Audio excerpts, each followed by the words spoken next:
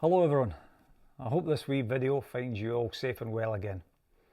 It's a video for those who prefer to watch and listen rather than read long letters. And just like the letters, it's in sections for you to scroll through to the bits that interest you the most. So let's begin with a COVID update for schools. The First Minister gave a speech on Tuesday, just Tuesday there, 1st of February, noting that COVID case numbers remain high. It's certainly very evident in our schools across the country that COVID's a continuing problem, and that includes our own. I'd like to thank you though for your continued support with the increased use of the lateral flow tests, the LFTs. Due to this extra vigilance, we have seen an increase in the cases being caught early and before the symptoms have been brought into the school. However, it is important to note that the high levels of absence that we're facing are not primarily down to pupils contracting COVID, but it's also due to the impact of the self-isolation that comes with it. Add to that staff absence due to self-isolation themselves or within their families, and the level of disruption to pupil learning is very concerning. Our staff who remain in the school are working tirelessly to provide all our youngsters, both in and out of the school, with the best possible care and education. Our pastoral teams remain on hand to help families, and our staff continue to upload lessons to Google Classrooms to help youngsters keep pace with the lessons they're missing. Where there's a subject specialist available, either live or on VC, whether in Oban or Tyree and vice versa, then the senior classes will receive this specialist cover support from whoever's available. That's a huge benefit of the sister school approach between Oban and Tyree. However, as in the case in almost every other school in the country, if there are no subject specialists, then the class will have to be covered by a fully qualified teacher, but not one necessarily who is a subject specialist in that area. The work the cover teacher will support the classes with will be set by subject specialists, however, it will be set by the PT, or if possible, the absent teacher will set it.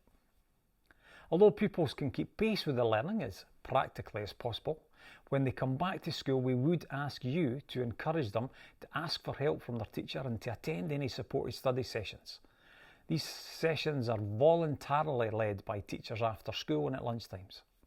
These sessions are also available by VC between Oban and Tyree, so no matter what school you're in, you'll still get access to a VC supported study. And I'm also pleased to announce that our local authority will once again fund supported study sessions at Easter. And please, when that comes out, get your children to sign up for these. The First Minister also indicated that some relaxation to rules in schools could be made should the school management believe that these are possible. Now, it's my intention not to relax any of the current arrangements at the moment. We'll reevaluate that position a couple of weeks after the mid-term break, once we get a better picture of how things are progressing. This decision that I'm taking will ensure that the high levels of protection currently in place will help keep the COVID cases from increasing in the school. Clearly, they may still rise should pupils mix without precautions out of the school over the holiday.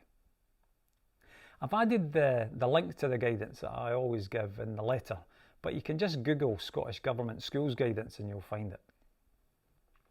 So now let me turn to the SQA. I mentioned in my last letter that the SQA intended to proceed with holding exams this summer. I also noted that there were 3 scenarios, and as I predicted, they've announced that they'll proceed with scenario 2. The exams are still on, but the pupils will need extra support. That extra support will be offered for all learners who are taking National 5 Higher and Advanced Higher courses in 2022. The SQA will provide revision support for all those courses that have an exam. That will be tailored to reflect the different types of question papers, any modifications to the questions that have already been put in place, and the type and the volume of content that's assessed in each question paper. The question papers and the exams are just so different that it's a bespoke arrangement for each. There's a link that shows some of the detail of what this individualised support for each subject looks like, and feel free to check out the link in the letter, or you can just Google SQA 2022 exam update and that will come up, along with some frequently asked question guidance as well. So let me turn to options for the forthcoming year. Interviews with S2 pupils to choose their electives for S3 is almost complete. And many thanks to the parents and carers who have joined the meetings that we've been holding virtually. The final deadline for those completed S2 into S3 forms is on Tuesday 15th of February, so that's the first Tuesday back. Parents and carers of S3 pupils who have already received an email with information about their child's interview and a copy of their individual choice form, please make a note of it, make sure you fully understand it and ask questions if you need to. The interviews for those begin on Tuesday the 15th of November, first Tuesday back, and the information about the subjects involved can be found on the Google Classroom code, and they're all in the letter. So every subject area has a Google Classroom code you get information from. I would encourage you to discuss fully with your children what will be involved beforehand with these subjects and what your options are, and discuss it with a guidance teacher. And please join the meeting virtually.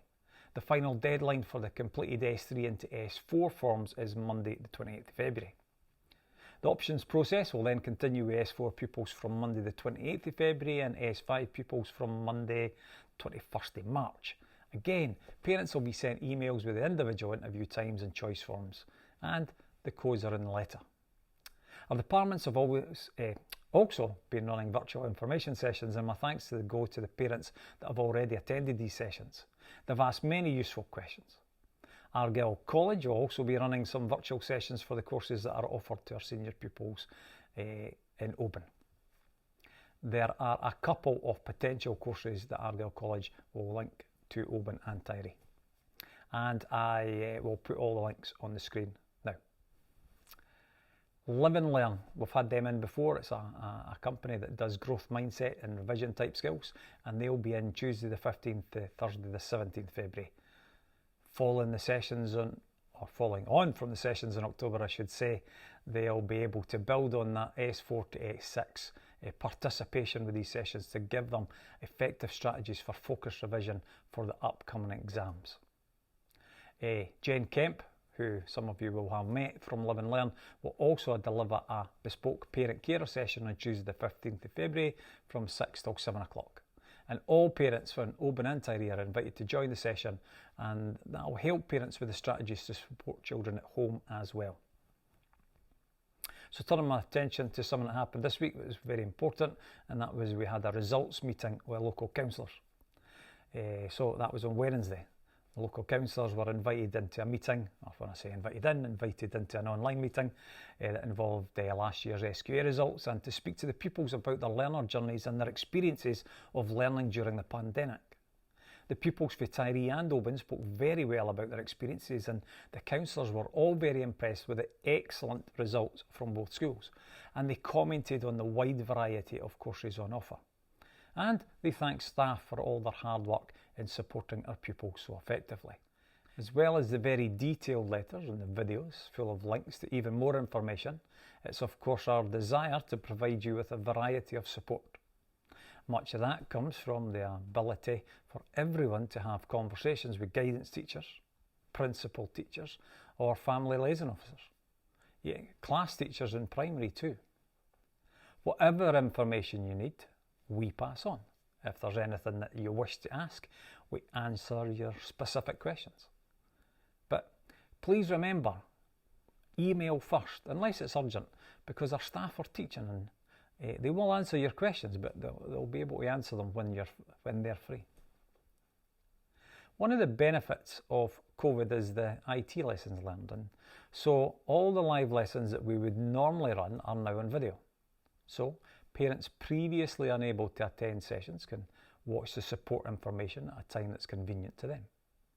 There's a few of these videos that are available now online. Indeed, Mr. Champion's video on the workshop that he ran with regard to learning and revision. He ran that for parents recently. That's now on YouTube. You can see that. Or there's the Guide to Pupil Voice sessions that was delivered by Helen Hope. There's many others on the YouTube channel, and I'd ask you that you please subscribe for the notifications, and every time we upload something you'll get a wee ping that says, new helpful video available for you. But it's all about keeping you informed of what's going on. But you need to watch and you need to read. When we have less concerns about the impact of COVID, then we will move to more live sessions, whilst we'll retain a bit of digital delivery as well, and that will ensure that everybody can access our support. This has been an extremely busy half term at Tyree High School, and we're all looking forward to the well-earned February holiday. We've entered the time of the year, I should say, when our S2 to S5 pupils begin to think about their course choices. Over the last week, we've invited the parents and the carers of our S2 pupils for one-to-one sessions, meeting with Mary Forbes and Margaret Bennett, our careers advisor. Each pupil was able to receive individualised guidance in order to support the choices they're about to make. It was a great success with each pupil gaining an insight into the courses offered and consequently being fully informed in order to support their career choices. Invitations to our current S3 to S5 pupils, parents and carers, that will be sent out shortly to attend a similar meeting as they reflect on the courses that they are completing this year and that they look to take in their future studies. Some of our senior pupils have also received further support from our careers advisor Margaret via Google Meet as they make their university and college applications. Last week, the S1 to S3 pupil reports were sent home to parents and carers, and in the house time lessons, pupils were given the opportunity to read and discuss the report with their house teachers. As usual, all the parents and carers have been given the opportunity to attend a parental conversation regarding the report, and it's great to see the number of parents that are choosing to do this. Now tomorrow, parents and carers will receive a copy of their child's PLP, their personal learning plan, and this follows the PLP sent home in October. And there'll be a further PLP at Easter. The PLP contains information regarding what learning has taken place. It contains evidence of work that your children are proud of, their reflections, and it has a teacher comment and planned learning for the term ahead, so you know what's coming. Our PLPs have proved to be very successful in involving and informing parents and carers in their child's learning and to give our pupils the opportunities to discuss learning at home. A parental survey will be issued shortly to the P5 to 7 parents to gain their views on the online PLPs. And if you prefer, the paper ones, just ask. Our second Parents' Evening of the year will take place on the 22nd of February. Invitations and further details will be sent out shortly. Now, over the past few weeks, the children in the nursery have been thoroughly enjoying learning new nursery rhymes and reenacting them. We've filmed these for all the family to watch at home, and they'll be posted in the nursery, Google Classroom, and on the school Facebook page. We're now coming to the end of our current theme, and we'll be moving on to the new theme after the holidays. And that new theme is fairy tale stories. Brilliant. The children have come up with some fantastic ideas about what they want to do, explore and experience. And as usual, we'll keep all parents and carers posted with the daily photographs and the comments on the nursery Google Classroom, along with the end of theme PLP being sent home following that February break. We really hope that you're enjoying seeing what the children are learning and what they've been up to. We'd like to take the opportunity to say goodbye and thank you to Simon Jeffrey, our family liaison officer, and to wish him all the very best in his new post. A year ago, Simon Jeffrey joined the staff at Tyree Primary School and Tyree High School, and in this time he supported many of our families, young people and children. Our pupils have really got to know Simon and they seek him out for support when they need it. They appreciate his humour and they've thoroughly enjoyed his clubs. Always patient, always there to listen and to help. Simon, you'll absolutely be sadly missed. High standards and expectations.